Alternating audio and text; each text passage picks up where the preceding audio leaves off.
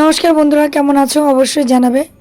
আর প্রতিদিনের মতন আজ রাতের বেলাও সেম খাবার।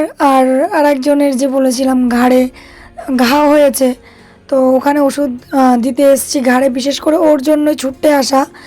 কি বলতো, ওদের হাতে পায়ে যদি ঘা হয় না, ওদের জিভ দিয়ে, ওদের যে জিভে লালা পৌঁছে গেলে সেই জায়গাটা শুকিয়ে যায়, কিন্তু ঘাড়ের জায়গাটায় শুকাতে চায় না, বুঝতে পারলে? তো সেখানে একটা মানুষের হাত যতক্ষণ না পড়ে, সে ঘাটা আস্তে আস্তে অনেক বড় হয়ে যায়, ইভেন ইনফেকশন হয়ে একটা বাচ্চা কুকুর মারাও যায়।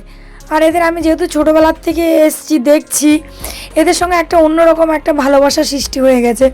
আর আজকে এসে দেখছি আর একজন নেই, আর একজন মনে হয় ঘুমিয়ে পড়েছে। আমার আসতে অবশ্য একটু রাত হয়ে গেছে। তো যাই হোক, ওদের খেতে দিয়েছি। আর ওরা এতটাই লক্ষ্মী বাচ্চা, মানে ওদের না শিখাইনি আমি যে এভাবে এক জায়গায় বসে খাবে বা কিছু।